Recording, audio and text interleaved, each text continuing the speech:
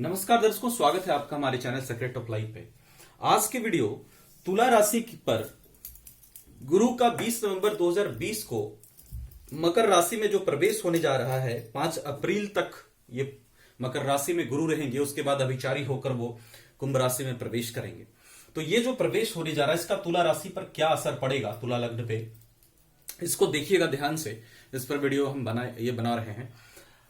सबसे पहले कॉम्बिनेशन को समझ लीजिएगा। देखिए, वीडियो अंत तक देखिएगा और शुरू से देखिएगा, कोई पार्ट मिस मत करिएगा, तब आपको चीजें बेहतर तरीके से समझ में आएंगी।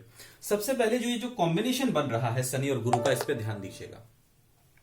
शनि और गुरु, शनि जो कारक होते हैं, धर्म के कारक, सत्य के कारक होते हैं, कर्तव्य के कारक होते हैं, न्याय के कारक होते हैं, वैराग्य के कारक होते हैं। गुरु जो कारक होते हैं, धर्म के कारक होते हैं, ज्ञान के कारक होते हैं, धार्मिक होते हैं, धार्मिक स्थलों के कारक होते हैं, वैवाहिक सुख, संतान सुख के कारक होते हैं, भाग्य के प्रबल कारक होते हैं।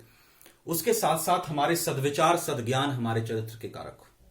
शनि और गुरु का समन्वय, मैं इसको कभी बुरा नहीं मानता, इस कॉम्बिनेशन को, कुछ बातों को छोड़कर ज्यादातर मामलों में ये जो कॉम्बिनेशन है, क्योंकि शनि में जो गुण है, ये जो अब जैसे कर्तव्य को शनि प्रेजेंट करते हैं, गुरु ज्ञान को, ज्ञान और कर्तव्य दोनों एक दूसरे से काफी हद तक जुड़ा हुआ है। जो कर्तव्य परायण है उस जरूर वो ज्ञानी है, और जो ज्ञानी होगा, जिसका ज्ञान अच्छा होगा, वो अपने कर्तव्य को भी बेहतर तरीके से समझेगा। इसीलिए गुरु, एक अकेला गुरु जब कुंडली में बहुत अच्छी स्थिति में होता है, तो वो शनि के बुरे प्रभाव को भी कम कर देता है, क्योंकि वो धर्म और ज्ञान को जागृत करता है, और धर्म और ज्ञान को जागृत करके उस पर, उसके आधार पर जो कर्म करवाता है, शनि स्वयं उससे प्रसन्न हो जाते हैं। शनि की पीड़ा वहां से घटने लगती है, क्योंकि ये दोनों ग्रह कहीं ना कहीं कई चीजों में समानता रखते हैं। इसलिए इनको समभाव से देखा जाता है, एक दूसरे के साथ समभाव ये रखते हैं। बल्कि शनि आदर का भाव गुरु के प्रति रखते हैं, क्योंकि गुरु देवताओं के गुरु हैं।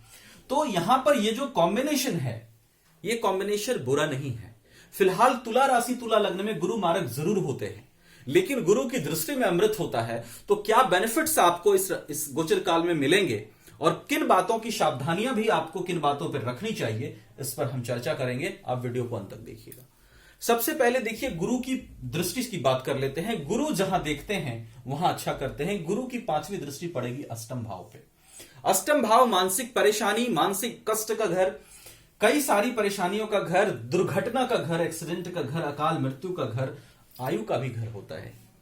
वैसे तो त्रिक भाव में मैं इसको सबसे बुरा भाव मानता हूं। गुरु की 5वीं दृष्टि अष्टम भाव पर अकाल मृत्यु को कम करेगी, परेशानियों को कम करेगी, आपको विवेक देगी कि आप इस प्रकार चलें कि अष्टम भाव से संबंधित परेशानियां कम हो जाएं। एक्सीडेंट के योग को कम करेगी, अकाल मृत्यु का भय कम सताएगा, मानसिक कष्ट कम होंगे, क्योंकि गुरु की दृष्टि अष्टम भाव पे कई सारी परेशानियों का समन करने की ओर आपको अग्रसर करेंगी। जब परेशानियां कम होगी, आप विवेक का बेहतर इस्तेमाल करेंगे, तो कई चीजों में आपको बेहतर फायदा होगा। गुरु की 7वीं दृष्टि पड़ेगी 10th हाउस पे। देखिए, अभी जो हो रहा था, शनि मकर राशि में बैठे हैं, शनि की दृष्टि यहां पड़ रही है, और शनि की दृष्टि लग्न पर पड़ रही है, शनि की 3री दृष्टि यहां पड़ रही है। मैं गारंटी के साथ कहता हूं, फिलहाल वर्क एरिया में शनि आपको दिक्कत कर रहे हैं, और आपको मानसिक रूप से भी परेशानियां हो रही हैं जब से शनि यहां आए हैं। वैसे तो 2009 से 2016 तक यहां जो शनि चले कन्या, तुला और वृश्चिक में, तो काफी परेशानियां 2009 से 2016 तक तुला लग्न और तुला राशि वालों को रही। लेकिन उसके बाद शनि आपको मुक्त करते, बट 4th हाउस में बैठे शनि ससयोग का भी निर्माण किए हुए हैं, यहां पर योग कारक ग्रह बनते हैं, लेकिन दृष्टि इनकी विच्छेदात्मक होती है, जिस वजह से वर्क एरिया में थोड़ी दिक्कत आपको हो रही है, और मानसिक कष्ट थोड़ा हो रहा है, थोड़ा आप परेशान से या चिंतित से रहते। तो गुरु की दृष्टि जब यहां पड़ेगी, उच्च दृष्टि पड़ेगी, वर्क एरिया में सुधार करने की कोशिश करेगी, नए काम आपको मिल सकते हैं, आपका जो कैरियर है, जॉब है, उसमें प्रमोशन मिल सकता है, नए काम करने की आप सोचेंगे, जो व्यापार या काम है उसमें वृद्धि होने के योग बनेंगे। ये सब चीजें गुरु करेंगे 10th हाउस पर दृष्टि डाल के। गुरु की 9वीं दृष्टि पड़ेगी व्यय भाव पर। मैंने आपको कहा, गुरु सद्ज्ञान के, विवेक के, कैरेक्टर के कारक होते हैं, धर्म के कारक होते हैं। अब जो ज्ञान का, धर्म का कारक है, कैरेक्टर का कारक है, सद्ज्ञान का कारक है, वो अगर व्यय कराएगा, व्यय भाव पर दृष्टि डाल करके, अगर मारक ग्रह की के फॉर्मूले को भी मान लूं मैं कि मारक ग्रह व्यय भाव को देखेगा तो व्यय कराएगा, व्यय अगर ये कराएगा भी तो जिन चीजों का गुरु कारक है, गुरु कभी अपव्यय नहीं कराते हैं, इस चीज को ध्यान रखिएगा। व्यय आपका बढ़ेगा लेकिन गुरु सही चीज में व्यय कराएंगे। 4th हाउस में बैठे हैं, आप लैंड प्रॉपर्टी खरीद सकते हैं, आप माता के स्वास्थ्य पर आपको खर्च हो सकता है, माता के लिए कुछ अच्छा आप कर सकते हैं।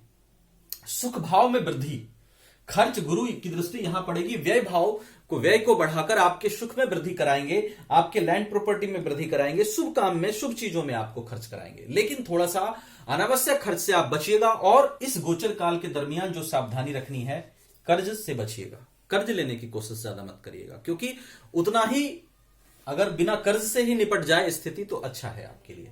उसके साथ साथ गुरु की 5वीं दृष्टि यहां है, स्वास्थ्य का थोड़ा ध्यान रखिएगा। अगर आप योग प्राणायाम से जुड़ जाएं, अगर आप मेडिटेशन से जुड़ जाएं तो ज्यादा अच्छा है। स्पेशली अपने पेट का थोड़ा सा ध्यान रखिएगा।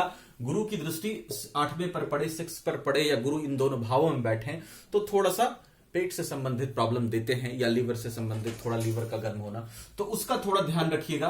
खाना जितना हो सके सिंपल रखिएगा। वैसे तुला लग्न वाले बड़े शौकीन मिजाजी होते हैं, खाने पीने के मामले में भी, पहनने ओढ़ने के मामले में भी। You want to just live, survive a very luxurious life, इसमें कहीं कोई दो मत नहीं है। तुला लग्न में ये चीज, तुला लग्न, तुला राशि वालों में बहुत होता है, क्योंकि आपका लग्नेश ही शुक्र है, जो कि फैशन का कारक है, जो कि लग्जरी का कारक है, जो कि कंफर्ट जोन का कारक है।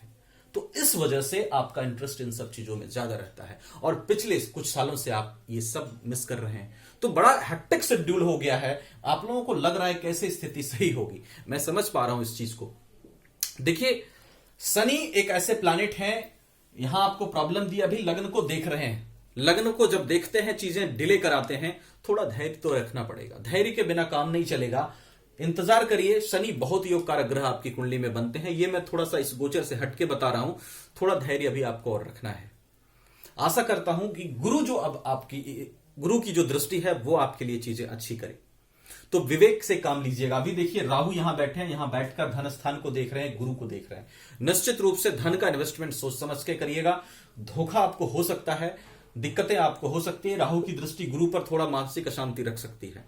गुरु को के लिए विष्णु आराधना करिएगा। वैसे लक्ष्मी नारायण की आप आराधना करें, लक्ष्मी की आराधना से लग्नेश भी अच्छा होगा। शिव जी की थोड़ी आराधना करिएगा ताकि राहु का नेगेटिव इफेक्ट गुरु पर ना पड़े। तो शिव चालीसा, लक्ष्मी चालीसा का आप पाठ कर सकते हो। अपने समय के अनुसार थोड़ा विष्णु आराधना भी कर सकते हो गुरु से बेहतर रिजल्ट को पाने के लिए। ये एक गोचर आधारित परिणाम था, और गुरु किस स्थिति में आपकी कुंडली में बैठे हैं इस पर भी निर्भर करेगा कि रिजल्ट कैसा। अगर गुरु बहुत खराब स्थिति में बैठे हैं तो हो सकता है आपको नेगेटिव इफेक्ट भी मिले, गुरु बहुत अच्छी स्थिति में बैठे हैं तो उतना ही अच्छा परिणाम आपको इनकी दृष्टि से प्राप्त होगा। तो इन बातों पर भी निर्भर करेगा। देखिए, अगर आप कंप्लीट एनालिसिस चाहते हैं, परेशानी में चल रहे हैं और ज्यादा दिक्कतें आपको लाइफ में हो रही है, तो निश्चित रूप से कुंडली एनालिसिस भी करा लीजिएगा, क्योंकि कुंडली एनालिसिस के बाद ही नवग्रह की स्थिति लग्न कुंडली में, नवमांश कुंडली में पता चलती है, अष्टक वर्ग में क्या पोजीशन है, किसकी महादशा अंतरदशा चल रही है, इन सभी बातों पर निर्भर करता है। तो विशेष परिस्थिति के लिए कुंडली एनालिसिस करा लीजिएगा। मुझसे कराने के लिए आपको वीडियो डिस्क्रिप्शन में हमारा व्हाट्सएप नंबर मिलेगा, ईमेल मिलेगा, वहां कांटेक्ट कर सकते हैं टाइटल के नीचे। अदरवाइज जहां अच्छा लगता है आप करा सकते हैं। चैनल को सब्सक्राइब कर लीजिएगा, अच्छा लगा हो तो वीडियो को लाइक कर दीजिएगा, अदरवाइज आप डिसलाइक करने के लिए भी स्वतंत्र हैं, और अगर इच्छा ना हो तो आप सब्सक्राइब नहीं भी कर सकते हैं, no issue. Thank you so much.